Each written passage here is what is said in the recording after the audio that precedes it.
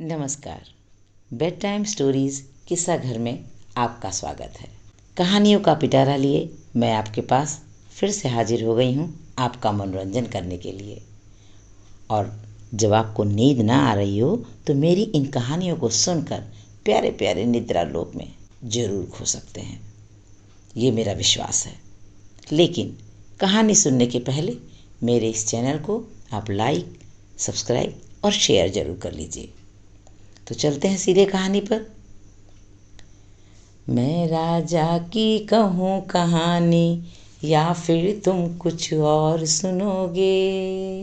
मैं राजा की कहूँ कहानी या फिर तुम कुछ और सुनोगे। बोलो किसका किस्सा सुनोगे। कौन सुखी है सबसे ज़्यादा, चलो बताऊं आज। कौन सुखी है सबसे ज़्यादा, चलो बताऊं आज। ध्यान लगाकर सुनना बच्चों, कहूँ काम की बात। तो कहानी का शीर्षक है बच्चों, सबसे सुखी मनुष्य। राजा वीरभद्र ने दिन को दिन नहीं समझा, रात को रात नहीं समझा और अपनी सेना को संसार की सबसे विशाल और कुशल सेना बनाने में लगा दिया। अब उनके लिए कोई भी विजय मुश्किल नहीं थी।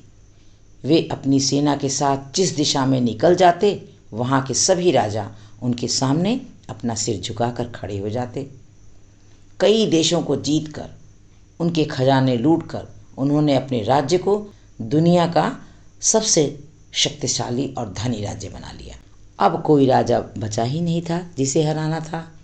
सारी पृथ्वी पर उनका एक छत्र राज्य था। लौटकर राजधानी में सम्राट ने 1 सप्ताह तक उत्सव मनाने की घोषणा कर दी। राज्य की प्रजा ने सप्ताह भर आनंद मनाया। राजा ने राज्य के गरीबों को खूब दान दिया, यज्ञ के अनेक आयोजन किए, ब्राह्मणों को मुँहमांगी दक्षिणा दी।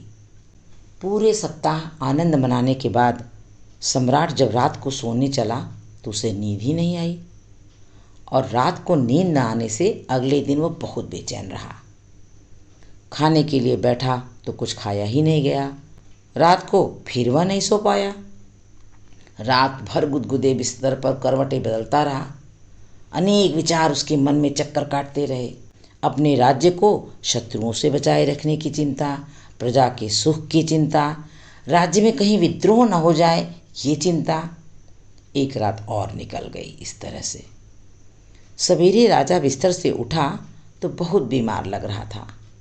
महारानी ने प्रधानमंत्री को बुलाकर कहा, सम्राट को न जाने क्या रोग हो गया है, रात भर करवटें बदलते रहते हैं, नींद ही नहीं आती इन्हें।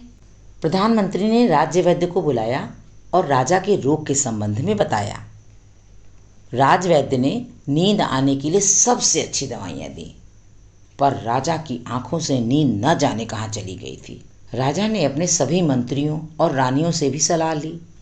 दिन भर कई उपाय किए गए, लेकिन जैसे जैसे रात निकट आ रही थी, सम्राट की बेचैनी बढ़ती जा रही थी। फिर पूरी रात सम्राट सो नहीं पाए। उन्हें लगा कि जब तक वह सारे संसार को जीत नहीं पाया था, तब तक तो उन्हें खूब नींद आती थी। अब तो वह एक पल को भी नहीं सो पा रहे हैं। राजा की घबराहट इतनी बढ़ गई कि वे बार बार बिस्तर पर उठकर बैठ जाते थे।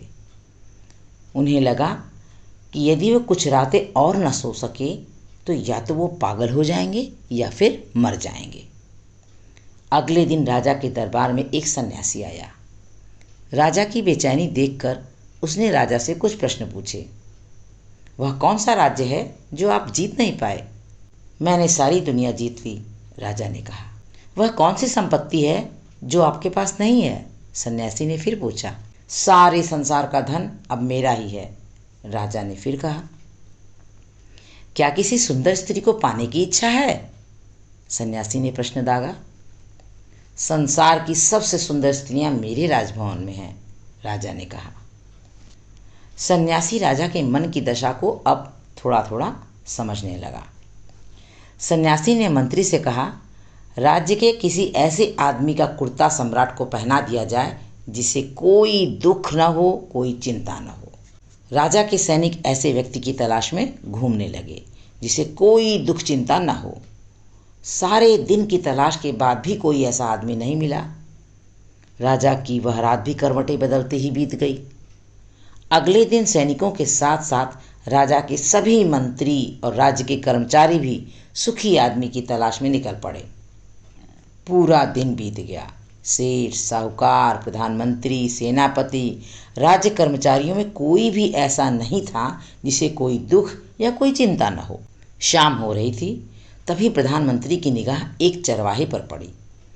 चरवाहा गायें चराकर जंगल से लौट रहा था। खुशी से उसका चेहरा एकदम दमक रहा था। उसके आगे आगे गायें चल रही थीं। वह एक गीत गाता हुआ मस्ती में चला आ रहा था। एकाएक उसने एक बांसुरी अपने होठों से लगाई और नदी के किनारे खड़ा होकर एक बहुत ही मीठी धुन बजाते हुए गाने लगा।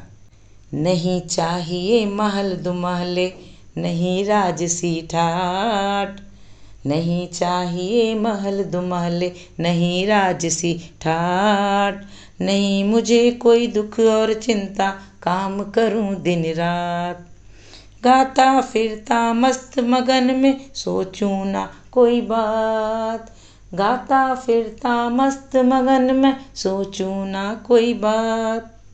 आनंद से भरकर उसने अपने आंखें बंद कर ली थी। प्रधानमंत्री को लगा शायद यही सबसे सुखी आदमी है। प्रधानमंत्री अपने सैनिकों के साथ आगे बढ़े और उससे पूछा, क्यों, क्या तुम्हें कोई चिंता नहीं है? प्रधानमंत्री ने फिर पूछा, क्या तुम्हें कैसा भी कोई भी दुख नहीं है? नहीं, मुझे कोई दुख नहीं है, चरवाहे ने उत्तर दिया। राजा ने तुम्हें बुलाया है, प्रधानमंत्री ने कहा। गायों को गांव पहुंचा दूं, फिर चलता हूं, कहकर चरवाहा गायों को लेकर गांव की ओर गया और फिर थोड़ी देर में प्रधानमंत्री के पास आ गया। चरवाहा जब राजा के सामने गया तो उसे देखकर राजा को बड़ा आश्चर्य हुआ। चरवाहा नंगे पैर था, एक फटी धोती पहने हुए था। प्रधानमंत्री ने जब राजा से कहा कि यही राज्य का सबसे सुखी आदमी है, तो राजा को विश्वास ही नहीं हुआ। राजा ने चरवाहे से पूछा, क्या तुम्हें कोई दुख, कोई चिंता नहीं है? मुझे कोई न दुख है न कोई चिंता। सम्राट ने उससे हाथ जोड़कर कहा, मुझे कई रातों से नींद नहीं आ रही है। यदि तुम मुझे अपना कुर्ता दे दो तो मुझे जरूर नींद आ जाएगी। ऐसा सन्यासी जी ने मुझसे कहा है, और यदि मैं सो नहीं पाया तो आज जरूर पागल हो जाऊंगा। चरवाहा सिर झुकाकर बोला, महाराज, आपके लिए तो मैं अपने प्राण भी दे सकता हूँ, कुर्ते की क्या बात है। लेकिन महाराज, मैं क्या करूँ, मेरे पास तो कुर्ता है ही नहीं। सारे मंत्री और दरबारी आश्चर्य से चरवाहे के चमकते हुए चेहरे को देख रहे थे। राजा ने मुग्ध होकर चरवाहे को देखा। अब उन्हें सन्यासी की बात का अर्थ समझ में आ रहा था। उन्होंने चरवाहे को आदर के साथ विदा किया। अब राजा को सुख का रहस्य समझ में आने लगा। उस रात राजा बड़ी गहरी नींद में और बड़ी सुख नींद में सोए। बच्चों, समझ में आया क्यों? क्योंकि बच्चों, सबसे बड़ा सुख संतोष है। इस कहानी से ये शिक्षा मिलती है बच्चों कि सुख का संबंध संपत्ति से नहीं, संतोष से है। मन ही सुख या दुख का कारण होता है। हम अपने मन में जैसा मान लेते हैं वैसा ही हमको अनुभव होने लगता है। संस्कृत में एक कहावत है, एक सूक्ति है कि संतोषो ही परमो धर्म। हमारे पास चाहे जितनी धन दौलत संपदा वैभव हो, यदि संतोष नहीं है तो हमें सुख प्राप्त नहीं हो सकता। धन्यवाद बच्चों, मिलती हूँ अगली और अच्छी कहानी के साथ।